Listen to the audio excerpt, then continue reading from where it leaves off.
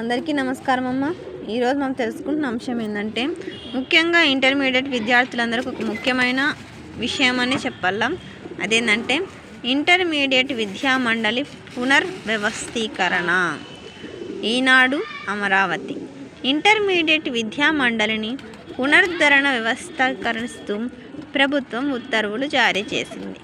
ఈ మండలికి విద్యాశాఖ మంత్రి చైర్మన్గా, పాఠశాల విద్యాశాఖ కార్యదర్శి వైస్ చైర్మన్గా ఉంటారు. కళాశాల విద్య, ఇంటర్మీడియట్ విద్య, పాఠశాల విద్య, సాంకేతిక విద్య, ఉపాధి శిక్షణ శాఖ, తెలుగు అకాడమీ డైరెక్టర్లు, సెకండరీ విద్యా బోర్డు కార్యదర్శి, సార్వత్రిక విద్యాపీఠం కార్యదర్శులు, ఉన్నత విద్యా మండలి చైర్మన్ను ఎక్స్ అఫిషియో సభ్యులుగా నియమించింది. ఇంటర్మీడియట్ విద్యా మండలి కార్యదర్శి కన్వీనియర్ కొనసాగుతారు.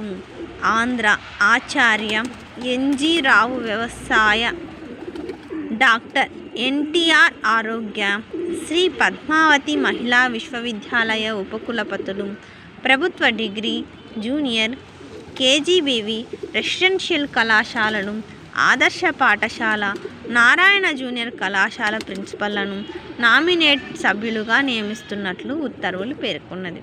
అందరికీ ధన్యవాదాలమ్మ. ఇంకా మన ఛానల్ సబ్స్క్రైబ్ చేసుకుని వాళ్ళు ఎవరైనా దయచేసి సబ్స్క్రైబ్ చేసుకొని లైక్ చేసి షేర్ చేసి మీ ఫ్రెండ్స్కు రిలేటివ్స్ అందరూ సబ్స్క్రైబ్ చేసుకోమని చెప్పండి.